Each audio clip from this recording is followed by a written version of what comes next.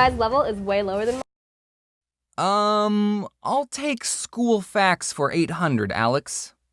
This is the most useless class that a person could take in school. Oh man. What is poetry? I'm sorry, Jeff, but the correct answer is all of them.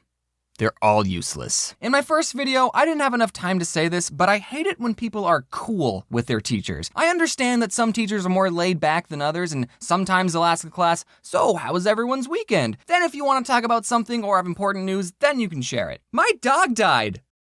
Haha, yeah, they do that. But there's a line and you shouldn't cross it. Don't talk to your teacher just to talk to them during class. I don't know how much of a problem this is in other places of the world, but sometimes there would be kids in my class that would say, "Hey Susan, how was your daughter's dance recital? Did you remember all of her moves? I saw the video you posted on Facebook. It looked like she was having a fun time." Stop it! Stop it! Stop it! Maybe I wouldn't have been a good teacher. Before I tell you about my poetry teacher, I need to tell you about the preparatory school I went to so you can better understand where I'm coming from. So I went to a preparatory school in 9th grade, and first off, what is a preparatory school? Google says it's a private school that prepares students for college. Now, hearing that definition, you might think, wait, don't all schools prepare students for college?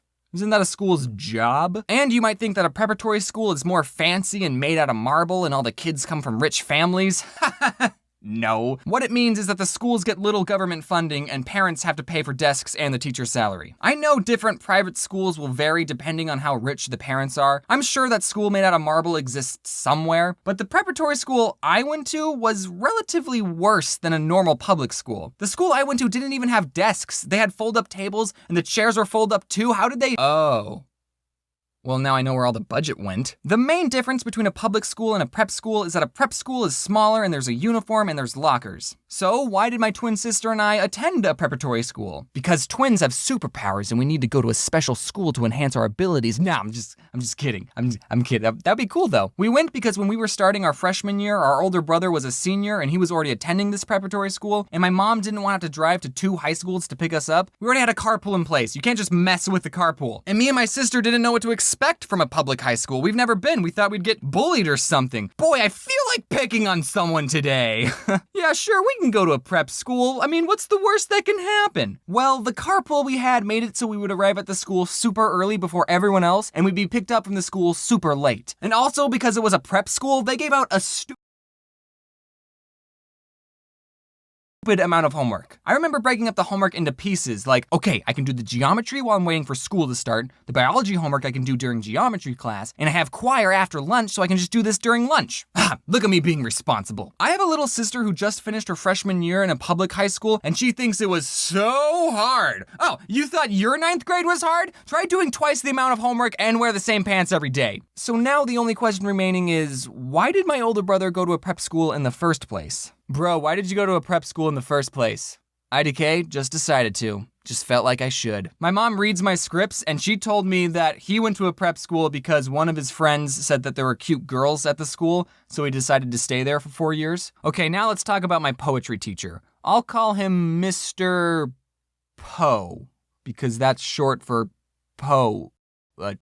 Poetry wasn't even an elective class. Every freshman was required to take it, and surprisingly, poetry was only the second most useless class you took at the school. The sophomores took a class on Latin, you know, that dead language that no one speaks. So Mr. Poe, I don't want to judge him too hard. I don't know how he was like outside of school, but just picking up the vibes I got from him as a 14-year-old, I think he was depressed. I mean, to be fair, anyone who likes poetry probably has something wrong in their head. But Mr. Poe just seemed sad all the time. Every single day he would start the class by saying, "It's the best day ever." Which, if you think about it, saying that every day only means that the days are going to get better and better, which is sort of poetic. But I think Mr. Poe was lying to himself. Also, Mr. Poe really liked anacondas. I mean, snakes. He really liked snakes. Sometimes he would go off on tangents talking about snakes. Royal pythons, also called American ball python, got their name because they turn into a ball when they get nervous. Also, did you know that snakes have two...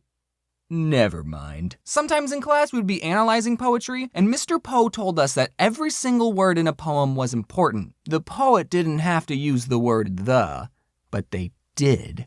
What did they mean? Sometimes we would spend days analyzing a single poem, taking notes and talking about what we thought the poet meant. One time a poem we were reading had someone talking, so there were quotation marks at the start of the sentence, but there weren't quotation marks at the end. The poet forgot. There's no end quotes here, meaning that the whole rest of this poem is told by this character. And Mr. Poe said, "Oh no, that's just a typo."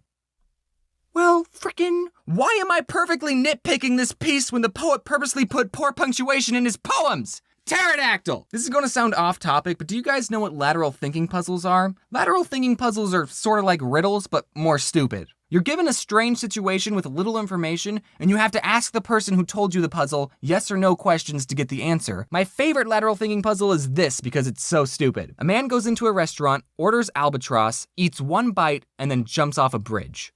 Why? Now, normally, if we were playing legitly, you would ask me yes or no questions like, was the man in a relationship? And I would answer them saying, well, not anymore. The explanation is this. I'm not going to read it out because it's super long and complicated, but you can read it if you want. Well, Mr. Poe also liked to tell these lateral thinking puzzles, but his solutions were more dumber. One of the puzzles he told the class was, you're trapped in a restaurant.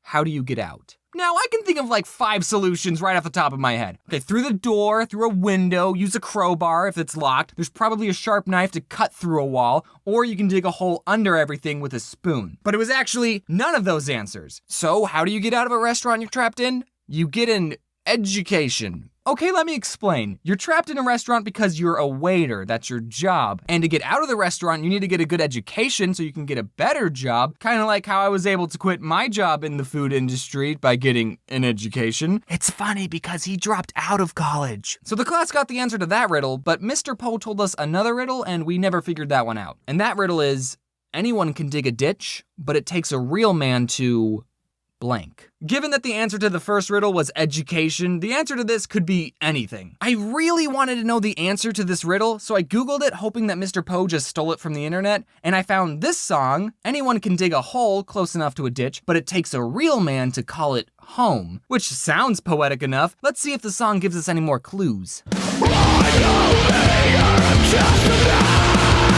Mr. Poe, I didn't know you were into this sort of stuff. So I wish I could give you the answer, but I don't have one. Feel free to guess what you think the answer is and give your reasoning in the comments. That'll be fun to read. But I will say the answer that I did come up with that I think makes the most sense. Anyone can dig a ditch, but it takes a real man to hide the body. Poetry was dumb, but at least I learned something.